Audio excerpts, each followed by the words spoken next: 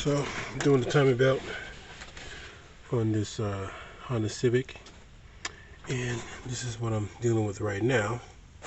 See that like a bolt. It's a special tool pretty much, which I had to buy here.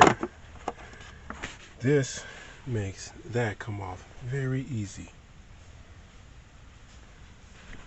Let's check it out. This goes on right like that. So you got to use 2 wrenches.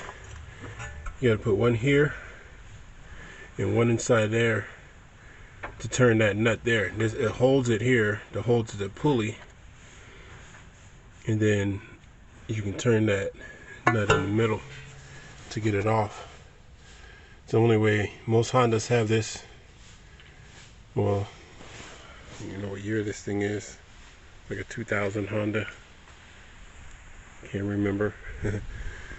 But that's the tool that you need to get this thing off. If there's other ways to get it off, but you can break stuff and it will make it more difficult.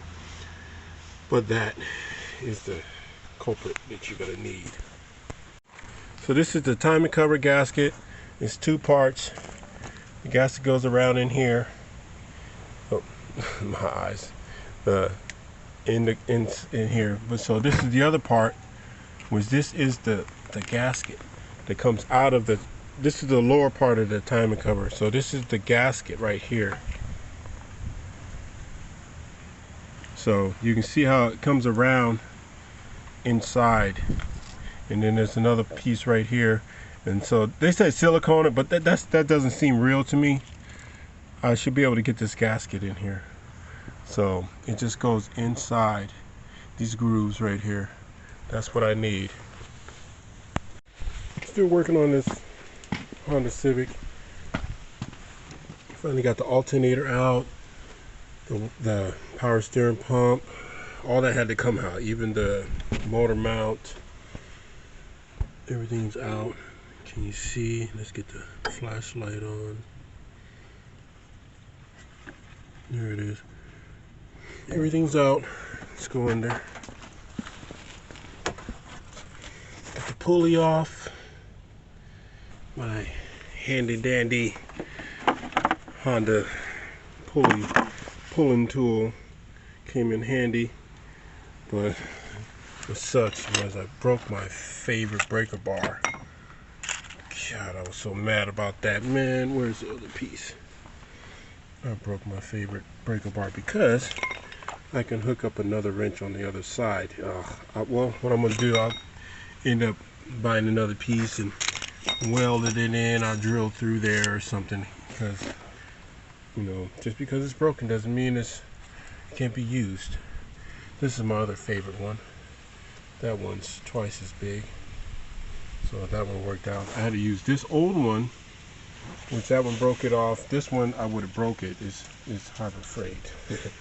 But I got the pulley off, and now I got to put the water pump on there. But the problem was it slipped. The timing belt slipped.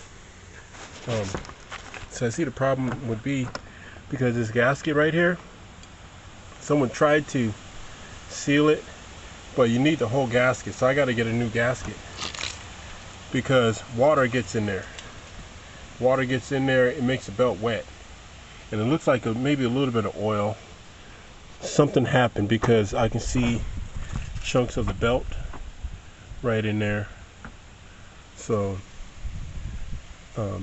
it got moisture in there to make the belt slip, because the belt doesn't look too bad.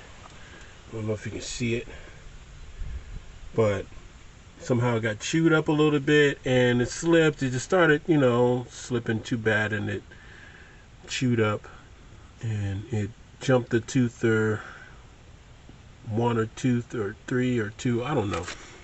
But I'm gonna go ahead and line it up, change that water pump, get the new belt on there, and stay tuned to find out if it's gonna run or not. Well, I got everything all cleaned up, all the seals in, got the cam, crank cam I always get them mixed up. And I got the water pump in, got it all cleaned up, got it all timed up to where I can just put the belt on, hopefully just roll with that. I gotta make sure that the bottom crank is timed up to top dead. This one's already at top, or at the top. Got it all marked, and that's all the old stuff. So getting it going. So this is the old water pump, the new tensioner pulley.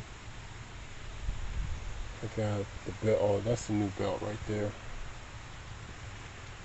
So one thing I just need, while I'm in here, I'm gonna go ahead and change the camshaft sensor and the crankshaft sensor. So hey, might as well, shit's for giggles. So let's change everything while I'm in there. Alright, well, I don't know if I'm going to keep going on. I got parts to wait for, but, I might just keep going, but we'll see. Alright.